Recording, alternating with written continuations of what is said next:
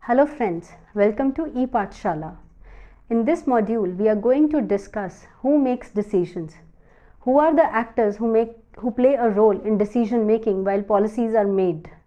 Are there involvement of any institutions in the decision making process? Or there are various multiple plural groups who play a role in the decision making process? So this module will apprise us about both the aspects in the decision making process, that is the aspect of pluralism and aspect of institutionalism. And we will learn that both pluralists and institutions play an important role while decisions for policies are made. And thus this module will enlighten us about the various pluralist theories and various institutional theories. And they will tell us, through these theories we'll get to know how pluralists, how various actors and how various institutions play a role when the decisions are made for policies.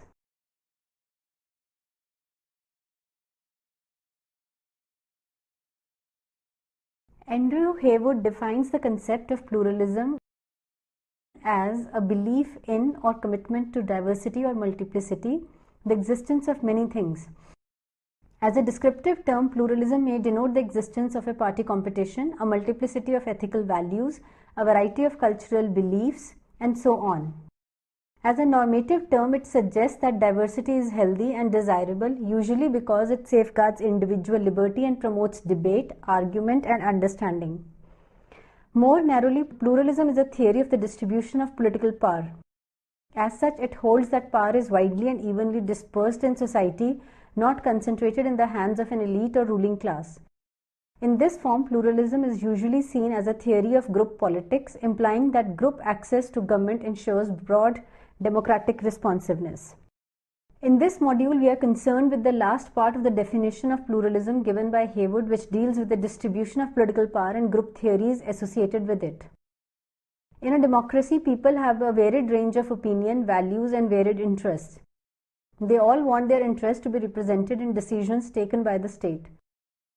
Politics is therefore ultimately all about interests.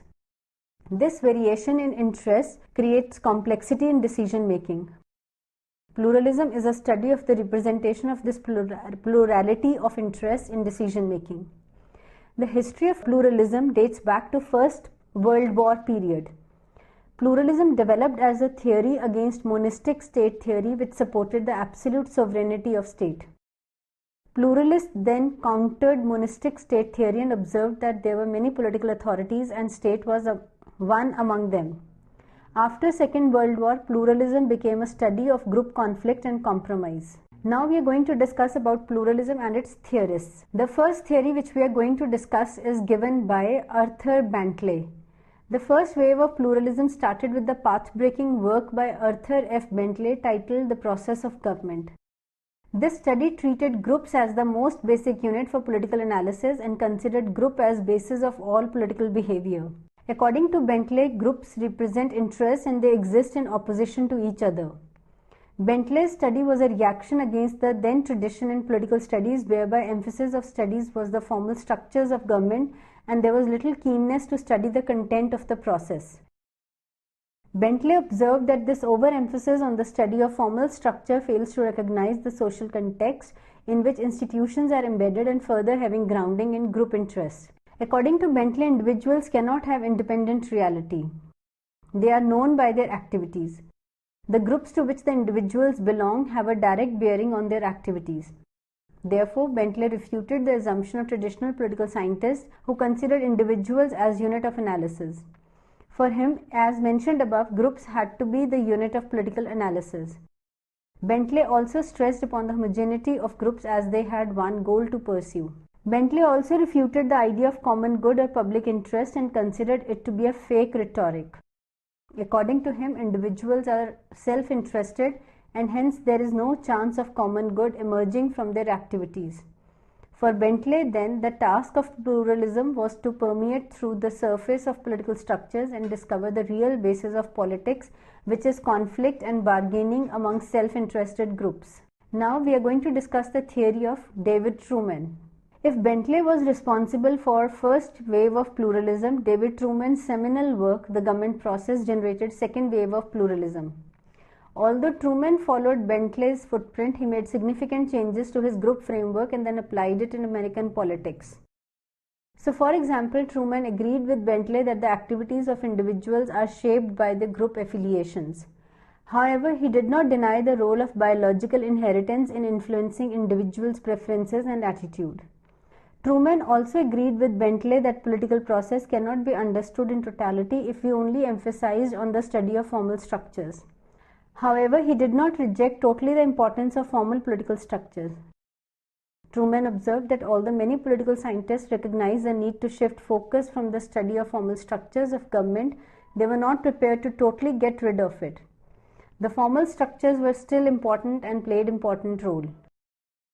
Truman was seriously concerned with the activities of conflicting interest groups which may lead to fragmentation of polity, and this threat is prevented by a broader consensus among the political groups within which they contain their activities. This social consensus is labeled by Truman as rules of game. These rules of game are basically a set of standards that both governments and groups observe, and if they are not observed by any group, then access is denied to it. Truman says that these rules of game are observed by most of the groups, leading to political stability. Truman is aware of the fact that rules of game can be used to provide advantage and preferential access to certain groups. However, he brings in the concept of unorganized interest to counter this problem, leading to concentration of power in the hands of a few groups. This potential group supports and defends the rules of game.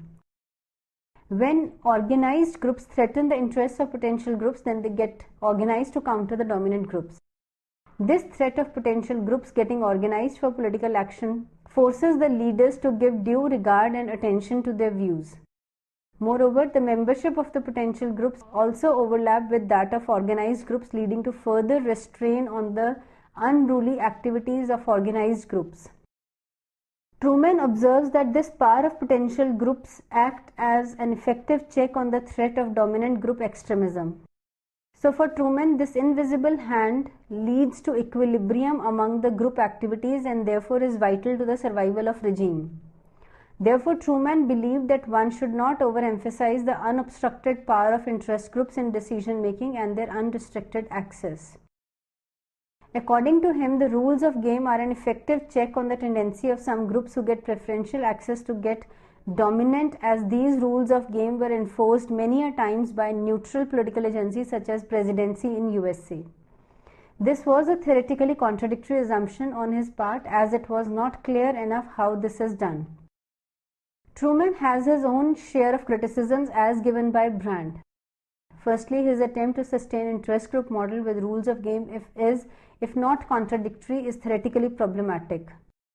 Secondly, Truman defined the rules of game in a very vague sense without much clarity. Thirdly, it has been contended that if rules of the game are another body of interest within interest group model, Truman did not clarify enough as to how it can claim a unique role for itself. Fourthly, Truman later on clarified that a small minority would be instrumental in defending rules of game. However, by this assumption, Truman gets near to elitist description of polity against which pluralism emerged. Lastly, it is not abundantly clear in Truman's account as to who will enforce these rules of game. Brand suggests that it is here probably that the element of state is missing in Truman's work. Now we are going to discuss the theory of Robert Dahl. After Bentley and Truman, major contribution to pluralist thought came from the works of Robert Dahl. When Dahl and Lindbaum collaborated, they came up with the concept of polyarchy, in which power was distributed in small groups. They appreciated its presence in American democracy and considered it to be an indication of equality and majority rule. For them, this polyarchy was a necessary element of popular government. Dahl attached so much importance to his concept of polyarchy that it became a democratic goal for him, where non-leaders exercise high degree of control over leaders. In fact, polyarchy became a feature of ideal democracy and thus a yardstick to measure degree of democracy in a polity. However, they maintained that to have such polyarchy, it must have considerable degree of social pluralism. They observed that the main feature of American political system was the presence of high degree of this social pluralism, and government policy was made as a result of bargaining among diverse social groups. In his A Preface to Democratic Theory, Dahl, on the lines of Bentley and Truman, observed that various types of groups of differing sizes seek to advance their goals at the cost of each other. These groups competed with each other continuously in the ambit of a broader consensus of social values. Dahl maintained that even smaller groups were appeased by government in this system, and if groups are active, their voices can be heard in the ultimate decision-making process. Dahl's most cited work, Who Governs, was his first work where contours of pluralism began to emerge. This work had two purposes. First, it meant to provide empirical basis to his democratic theory. Secondly, it was a counter against the views of Pareto, Mosca, and C.W. Mills, who propounded that it is always the economic elite who dominate and manipulate politics. An important point to be noted here is that although Dahl was influenced by Bentley-Truman political process model, he refused to accept their extreme position that groups were most important factor in decision making. He also accorded importance to elections whereby people exercised democratic power by voting, and he considered it as an important element which could determine outcomes. Dahl's model of pluralism had far-reaching consequences, and it influenced many studies that came after it. Now, features of pluralist model. The first element of pluralist model is that groups in a polity have significant amount of power and are instrumental in determining outcome in decision-making process through continuous bargaining and negotiation among the interests that they represent and which they want to get reflected in the policies made by the government. Thus, groups become the basis for all political behavior that we observe. Secondly, pluralists by and large agree that power was decentralized and fragmented in Western systems, and thus no one group can claim dominance over the other by claiming that it has all the resources. For Dahl, this distribution of resources was done in a non-cumulative way. Thirdly, pluralists agreed more or less on the fact that this dispersal of power is a desirable feature in a democracy, and Dahl went to the extent of considering this as an ideal to be used as measuring yardstick to assess democracies. Fourthly, pluralists believe that organized groups, on account of having different resources, can have access to the decision-making process and can have their voices heard in the policy-making arena. But this cannot be true for all the groups, and some groups are left out in the process. Fifthly, power of pressure group to influence decisions is dependent on the level of resources wielded by it. How resourceful a group can be is dependent on the social position of group, extent of its organization, skills and qualifications of its leaders, level of finance, degree of mobilization that they can achieve, level of legitimacy that it has, and last but not the least, the structure of decision-making process. Sixthly, pluralists agreed that political outcomes in different policy sectors will reflect different power holders and different processes within these areas. Lastly, many pluralists also believe that there are both internal as well as external checks on the groups that pose danger in dominating the system. Externally, a group's dominant tendency can be countered by a countervailing group which advocates for interests that are opposed to the dominant group interest, or by the emergence of potential groups. Internally, government also listen to a variety of groups since it suits their interests, as they need wide support to get re-elected. Thus, the study of pluralism emerged as a result of taking cognizance of the fact that the decision-making process in a polity involved complexity and interdependence due to competition and bargaining among various groups. It was also discovered that political system was open to various kind of interests, and the older models which emphasized the study of formal structures of government were not enough to comprehend these changes and thereby come up with a suitable theory.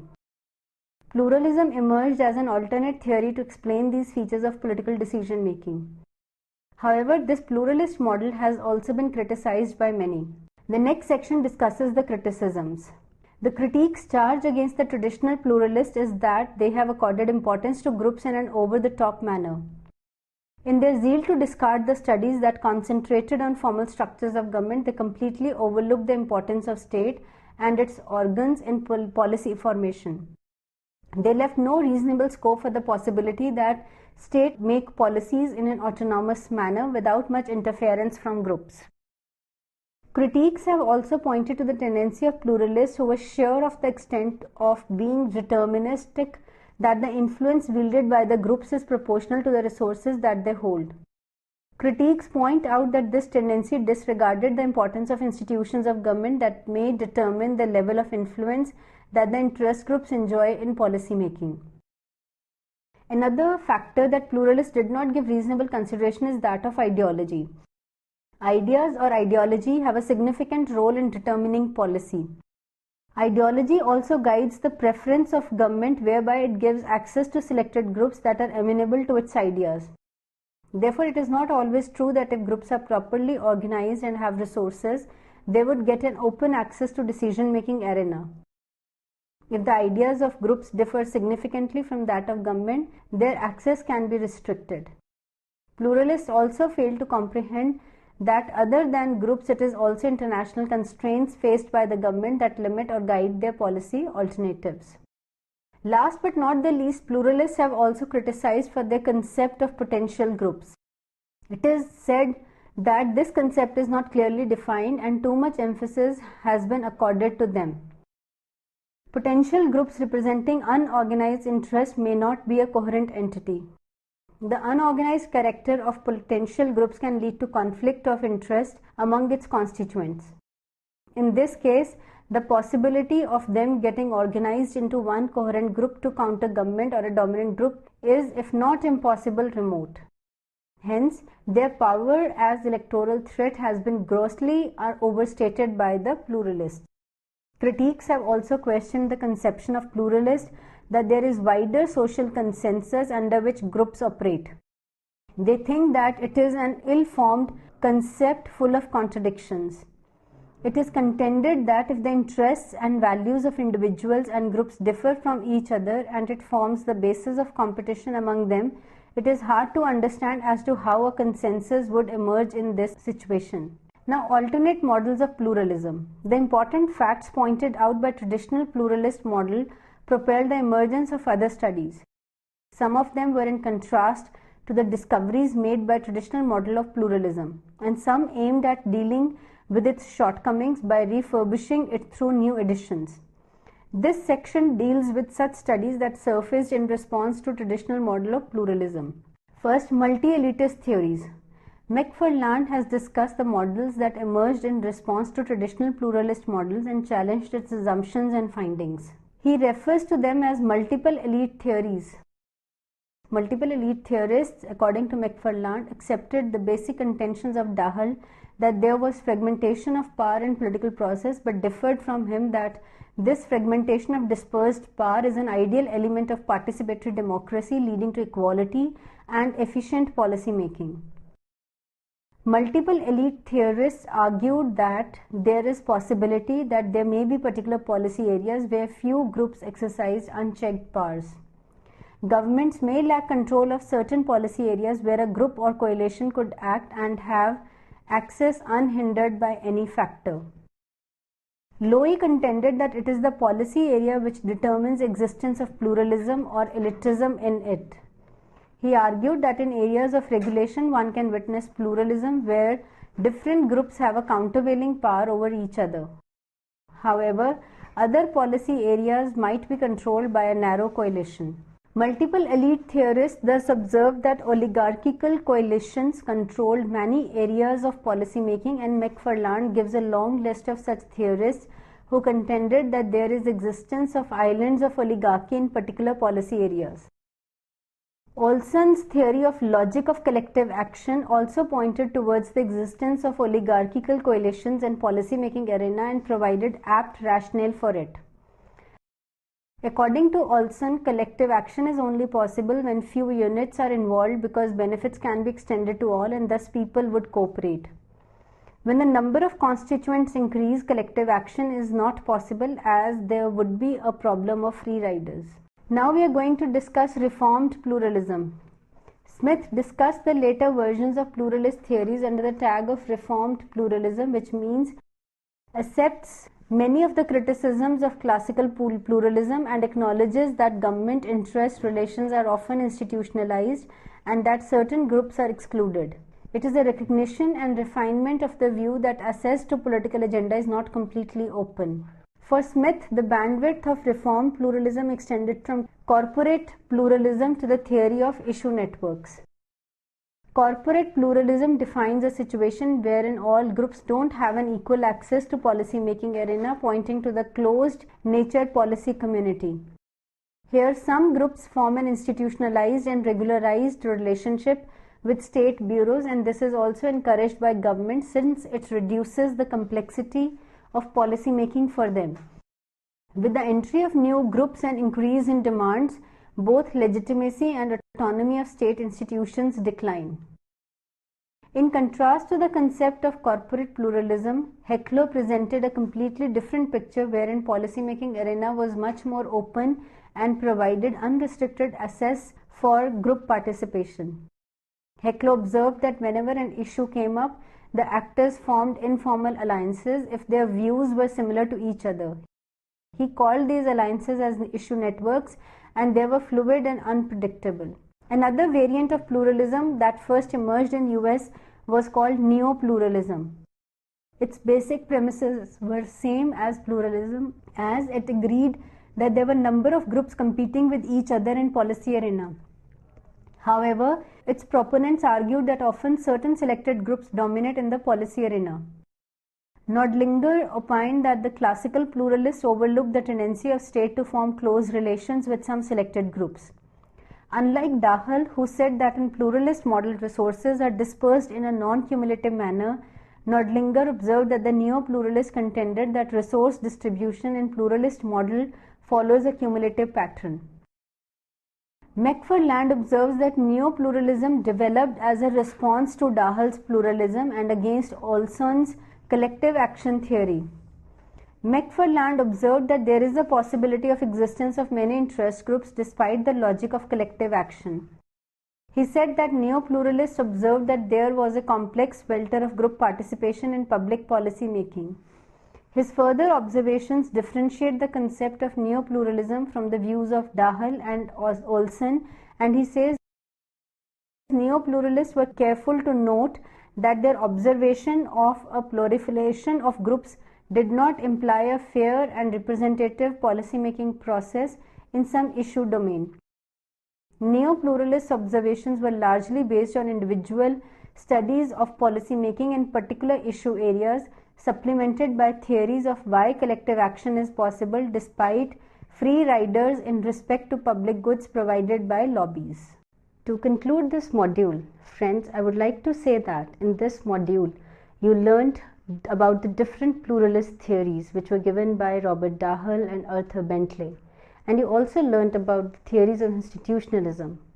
Now, the pluralist theories, they argued that there are a number of plural groups in every society which play a role in decision making and policy making, and there are the role of institutions which play a role in policy making and decision making.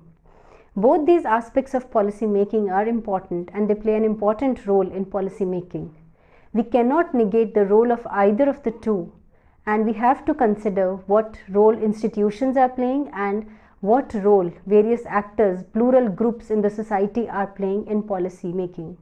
So friends, it is very important that for any decision making and for any policy making, it is very important that both these aspects are taken into account, and thus a comprehensive policy is framed in a holistic manner. Thank you.